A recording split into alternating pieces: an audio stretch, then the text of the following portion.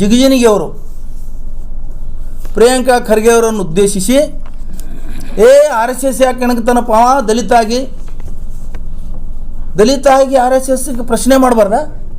ನೀವು 40 ವರ್ಷಗಳ ಕಾಲ ಸಚಿವರಾಗಿ, ಶಾಸಕರಾಗಿ, ಸಂಸದರಾಗಿ ನಿಮ್ಮ ಉದ್ದೇಶ ಏನಂದ್ರೆ ದಲಿತರಾಗೇ ಇರಬೇಕು. ಗೃಹ ಸಚಿವರು ನಾವು ಒಪ್ತೀರಿ, ಏನಂತ ಅವನಿಗೆ ತಲೆ ಇಲ್ಲ. ಗೃಹ ಸಚಿವ ಏನು ಕೇಳಬೇಕು, ಏನು ಇದು ಅವನ ಕೆಲಸ. ನಾ ಕೇಳೋದು ಸಾರ್ವಜನಿಕರಿಗೆ ಕೇಳ್ರಿ, ಹೇಳ್ತಾರೆ. ಇವಾಗ ಇವನ್ ಕೆಲಸ ಆರ್ ಎಸ್ ಎಸ್ ನಾಗ ನೋಡ್ರಿ, ಆರ್ ಎಸ್ ಎಸ್ ತಂಟೆಗೆ ಯಾರು ಬಂದವ್ರು ಉಳಿದಿಲ್ಲ. ಸುಮ್ಮನೆ ಆರ್ ಎಸ್ ಎಸ್ ತಂಟೆಗೆ ಹೋಗ್ತಾರ. ನಮಗ್ ಕೆಟ್ಟ ಅನಿಸ್ತದ. ಅಲ್ಲಿ ದಲಿತ ಮನುಷ್ಯನಿಗೆ ಅದಕ್ ಬೇಕ್ರಿ? ಈ ಆರ್ ಎಸ್ ಎಸ್ ತಗೊಂಡು ದಲಿತ ಮನುಷ್ಯನಿಗೆ ಅದಕ್ ಬೇಕು? ನನ್ನ ಪ್ರಶ್ನೆ ಅಪ್ಪ. ಸುಮ್ಮ ಆರಾಮಾಗಿ ಹೋಮ್ ಮಿನಿಸ್ಟರ್ ಮಾಡ ಅವ್ರ ಒಂದ್ ಮಿನಿಟ್ ನಾ ಹೇಳತ್ತ ಕೇಳ್ರಿ.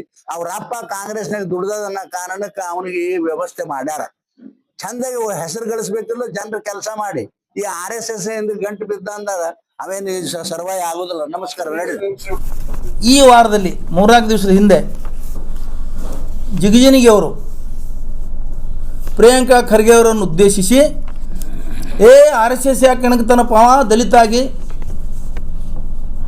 ಆಗಿ ಆರ್ ಎಸ್ ಎಸ್ಗೆ ಪ್ರಶ್ನೆ ಮಾಡಬಾರ್ದ? ನೀವು 40 ವರ್ಷಗಳ ಕಾಲ ಸಚಿವರಾಗಿ, ಶಾಸಕರಾಗಿ, ಸಂಸದರಾಗಿ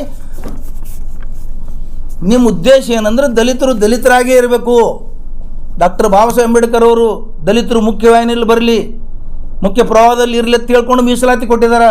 ಆ ಮೀಸಲಾತಿ ಮೇಲೆ ನೀವು MP, MLA, ಮಂತ್ರಿ ಆಗಿದ್ದೀರಿ. ನಿಮ್ಮ ಅರಿವಿಗೆ ಬರೋದಿಲ್ವಾ ಉಳಿದ ದಲಿತರು ಮೇಲೆ ಬರಲಪ್ಪ ಅಂಥೇಳಿ? ನಿಮಗೆ ಆ ಉದ್ದೇಶ ಇಲ್ಲ. ಅದನ್ನು ಪ್ರಿಯಾಂಕಾ ಖರ್ಗೆ ಅವ್ರಿಗೆ ಹೆದರಿಸಿಬಿಡೋದು. ದಲಿತರು ಆರ್ ಎಸ್ ಎಸ್ ಮುಟ್ಟಿದ್ರು ಉಳಿದಿಲ್ಲ. ಭಾಳ ಕರೆಕ್ಟ್ ಹೇಳಿದಾರೆ ಅವರು, ಭಾಳ ಕರೆಕ್ಟ್ ಹೇಳಿದ್ದಾರೆ. ಯಾಕಂತ ಕೇಳಿದ್ರೆ ಅವ್ರ ಮಾತನ್ನು ನಾನು ಸಹಮತ ವ್ಯಕ್ತಪಡಿಸ್ತೀನಿ. ಅದಕ್ಕೆ ಯಾಕಂತ ಕೇಳಿದ್ರೆ ನಿಜ ಅದ. ಮಹಾರಾಷ್ಟ್ರದಲ್ಲಿ ಸಾಹಿತಿ ದಾಬೋಲ್ಕರ್ ಕೊಲೆ ಆಯಿತು, ಪನ್ಸಾರಿ ಅವ್ರ ಕೊಲೆ ಆಯಿತು. ಇವರೆಲ್ಲ ಆರ್ ಎಸ್ ಎಸ್ ಕೆಣಕದವ್ರೆ. ಎಂ ಕಲಬುರ್ಗಿ ಕೊಲೆ ಆಯಿತು, ಡಾಕ್ಟರ್ MM ಕಲಬುರ್ಗಿ ಅವ್ರದ್ದು. ಗೌರಿ ಲಂಕೇಶ್ ಅವ್ರ ಕೊಲೆ ಆಯಿತು. ಇವರೆಲ್ಲ ಆರ್ ಎಸ್ ಎಸ್ ಕೆಣಕದವ್ರೆ. ಅದಕ್ಕೆ ನಿನಗೂ ಹೊಡಿತಾರ, ನಿನಗೂ ಕೊಲ್ತಾರಪ್ಪ, ಆರ್ ಎಸ್ ಎಸ್ ಸಂಸ್ಕೃತಿ ಅದೇ ಅದ ಅಂತ ಹೇಳ್ದಂಗೆ ಅವರು. ಅದಕ್ಕೆ ಎಚ್ಚರಿಕೆ ಹೇಳಿದ್ದಾರೆ ಅವರು. ಒಬ್ಬ ದಲಿತ ಮನುಷ್ಯ, ದಲಿತ ಮಂತ್ರಿಗೆ ಏನಾರ ಆಗಬಾರ್ದಂತ ಎಚ್ಚರಿಕೆ ಹೇಳಿದ್ದಾರೆ.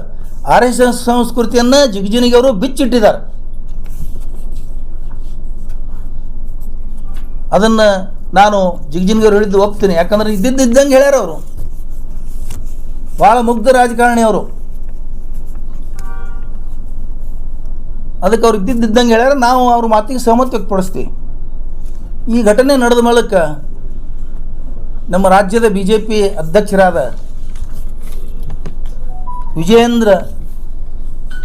BY ವಿಜೇಂದ್ರ ಅವರು ನೀವು ಆರ್ ಎಸ್ ಎಸ್ಗೆ ಕೇಳ್ತೀರಿ, ಪ್ರಶ್ನೆ ಮಾಡ್ತೀರಿ, ಮದರ್ಸಗಳಿಗೆ ಏನು ಪ್ರಶ್ನೆ ಮಾಡಲ್ಲ, ಮದರ್ಸಗಳಲ್ಲಿ ಏನು ನಡೀತದೆ? ವಿಜೇಂದ್ರ ಅವರಿಗೆ ಇವತ್ತು ನಾನು ಚಾಲೆಂಜ್ ಮಾಡ್ತೀನಿ. ರಾಜ್ಯದಲ್ಲಿ ನಿಮ್ಮದು 8 ವರ್ಷ ಸರ್ಕಾರ ಇತ್ತು, ಕೇಂದ್ರದಲ್ಲಿ 12 ವರ್ಷ ಸರ್ಕಾರ ನಡೆದಿದೆ. ರಾಷ್ಟ್ರದ ಒಂದೇ ಒಂದು ಮದರ್ಸದಲ್ಲಿ ಇಂಥ ಚಟುವಟಿಕೆ, ಇಂಥವು ಬಾಂಬ್ ತಯಾರಿಕೆ, ಇಂಥವು ಆಯುಧಗಳು, ಬಾಂಬ್ಗಳು, ಬಂದೂಕುಗಳು ಏನಾದರೂ ಇದ್ರೂ ತೋರಿಸ್ಕೊಡ್ಬೇಕು. ನಿಮ್ಮ ಅರಿವಿಗಿಲ್ಲ, 10 ಸಲ ರೇಡ್ ಆಗಿದ್ದಾವೆ. ಅಲ್ಲಿ ಯಾವುದೂ ಚಟುವಟಿಕೆ ಇಲ್ಲ, ಪ್ರೂಫ್ ಆಗಿದೆ. ನೀವು ರಾಜಕೀಯಕ್ಕೋಸ್ಕರ ಮಾತಾಡ್ತೀರಿ.